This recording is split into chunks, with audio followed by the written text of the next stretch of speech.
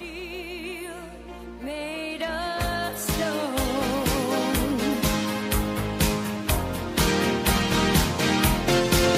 Where I hear the music, close my eyes, feel the rhythm, wrap around, take a hold of my heart. What a feeling, feels believing. I can't have it all now, dancing for my life. Hello. Take your passion. I'm good. I want to thank you for joining me finally. I'm a very busy crossdresser. You're a very busy girl to get hold of. I think, I'm trying to avoid the paparazzi, obviously. This is it. So, okay, Demi, do you want to get stuck right in? Let's go. Let's go. Okay, so for anybody listening is and has tuned in, obviously wants to know, how did Demi get started and where did you get your drag name from? That's a good one. That's a bit about my background. When I was 18, decided to strengthen my dance technique and took up ballet, and then ended up touring with Monica Lockman for a short time, who's Ireland's Prina. So I come from a ballet background, but Demi DeTourne is a ballet. It's a ballet move on the bar, which means half turn. So Oh. it's kind of a play on that. That idea of I wanted something that was, when I first got into drag, I got into drag like completely accidentally. There wasn't an awful lot of work in acting or dance, and I wanted something that I could have creative control over.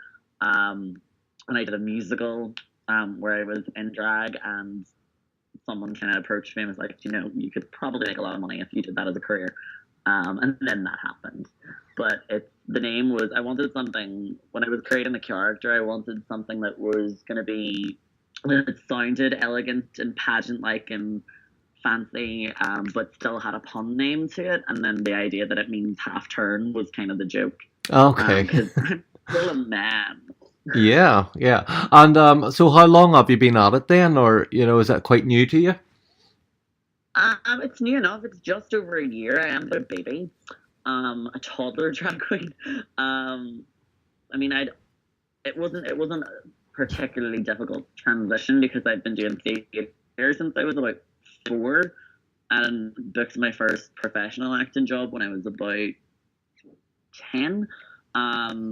So it was, it wasn't, the concept of performing wasn't new, but the idea of being a character wasn't new, but it was basically writing a character who was someone that I had to, there was no script for it. It had to be something. And then it was trying to find the spectacle, and the spectacle was the female impersonation, the fact that the character was a woman and I am not. Yeah. Gave me some tools, gave me some toys to play with. Okay. So then would your drag sort of performance style, would ballet come into that? Is that your niche? Is that what you go to every time you perform? Really not. There's a little bit of it, and I have done a few little things. I tend to go for more kind of classic pin-up-y, what the name would suggest. I do use my dance technique. I do very dance heavy, but because I'm more of an actor than a dancer, I'm more comedy based. Yeah. It's very campy and it's very musical theater. I still do the pop stuff, and I still do a bit of voguing and stuff, because as a boy I teach dance and I teach hip hop, and there's all that sort of stuff as well. I do kind of dabble in kind of what drag culture is, but it's more of a musical theater style. You get a one woman Broadway show with me is kind of what the aim is to do. Anyway, I wanted to bring that level of performativity to drag, as because drag does get its roots a lot through theater. Yeah. And you have quite a spectrum there of dance. I do, but I'm a very energetic child, so my parents were just like, "Here, do this as well." Anything to tire you out. So it benefited me in the long run. Yeah. I do it quite a bit. I don't know what sleep is. Oh. In years. But it's fine. It's worth it. Living the dream. Living the dream. And so, if you obviously know probably a lot of drag queens all over Ireland just by Facebook. Who would you say wows you the most? Oh, apart from Tanya, who was me the most? I did not pay you to say that. She did. She did. She paid me very well. No, I don't know. Different queens do different things for me. Like I try. I mean, I get wowed by everything that's artistic. I mean, I try and do. With me, I try and do like a variety of things, like a variety show, like very Lily Savage. I'm going to turn my hand to this. So, in the sense that I try and do as much as of many of the skill sets that I have. I mean, I do circus work and I do lip sync and I sing live and all that stuff. Then seeing a queen do those things wows me. So I look at like different queens for different wow factors. You know what I mean? Like, Yeah. Rusty will make me laugh. Without doubt, like always just has me in. Anya Beck always gives me camp factor. I absolutely love Cherry's voice. Do you know there's so many, like I look at different queens for different things. They all kind of wow me in their own way. The new ones, I mean, Gia Bitch. I met her through Velvet and Letterkenny, and she just aesthetically gives me tingles in my lady area. She's very like she paints for the back row, and she's gorgeous. You know, like, so they all wow me in like different ways. Yeah. And then we all have probably seen that you've applied for this year's big opportunity for Ox. How do you feel about that? I know. I woke up the next morning with the confirmation email, and I was like, I'm never drinking gin again. Because it was never like something that I mean, drag was always, for me, it was always a job. Like I was very, very lucky. I walked into drag as a job. You know what I mean? Like it wasn't, Yeah. there wasn't the acting work, there wasn't the dance work. So I was like, well, I can create my own cabaret work. How do I do that? Let's create a character. And there was a time where the character was going to be, it was going to be like a sketch show and there was going to be a few, but then Demi kind of came to me and I started writing for her and dabbling in burlesque, getting to do all the things that I would love to do, but I can't as a boy, so I can do this as a girl, and that snowballed. The drag has always been like a job. It's always been a way for me to parent. Yeah, and sorry, and obviously, if like Tina Legs or Glenn's listening, you know, you're going to see a completely different style of drag queen, you know, in yourself. I think that's a good thing. I hope so. Because I mean, I've followed Opportunity for Ox and I absolutely love it.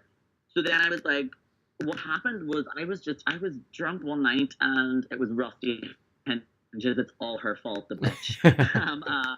It was basically we were chatting. I was out for drinks, and then somebody mentioned Opportunity for Ox, and Rusty was like, "You should go in for Opportunity for Ox," and I was like, "Oh, I don't know if I fit in the drag thing." Down here, I don't know, because I'd done Fuck Yeah Friday and I'd done Sunday Service, and she was like, "No, go for it, do it." I was like, "Right, okay." And she like talked to me, and I appreciate it so much because looking at the votes and stuff, it's really nice to see that there is an appreciation for what I do and how I look and all those things that I've never got that before. I've turned up on the gig and gone home. Do you know what I mean?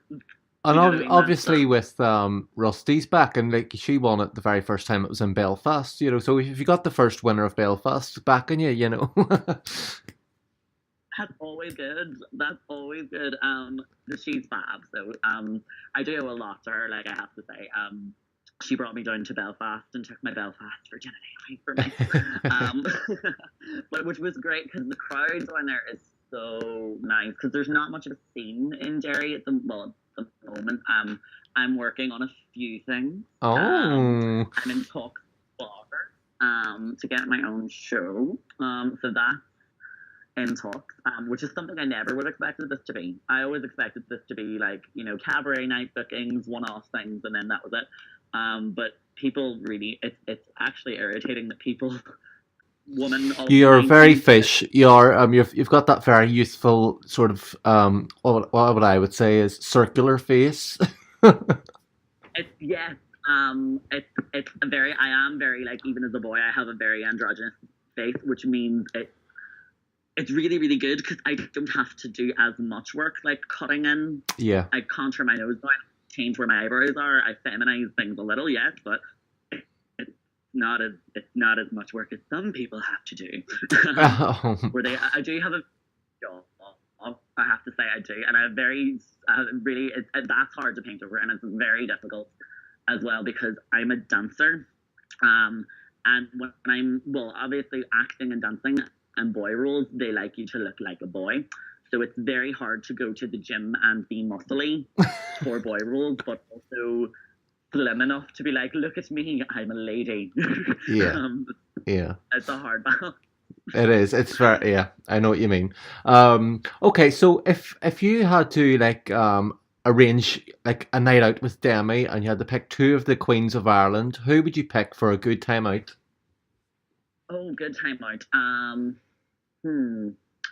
First of all, I would take Rusty Hinges because she is a gag and a half. Okay. I wouldn't need entertainment. Wouldn't need entertainment because of her second salty mind. And then that would keep me entertained all night. And the woman loves a drink. Oh, we all do. So We all do. you have to in this job because chucking and heels and wigs are not comfortable. It's not alcoholism, it's pain relief. And I don't know the second one, Queen's of Ireland. I don't know. I think I would maybe try and find like a more seasoned veteran. I would maybe, because I've never met Tina. I would maybe take Tina or try and find like a really seasoned veteran, and just steal their youth because steal all their power because as one supreme rises, the other one will lose its power. That's the goal. Well, Just take all their. if you like your gin, I think Tina Legs Tantrum's a gin drinker, so there's something you have. There's something. There we go. That's the night out sorted. Let's get that organized, and then obviously you're gonna have to follow us around as well because somebody has to interview the drunken masses. Oh yes, get all the dirt.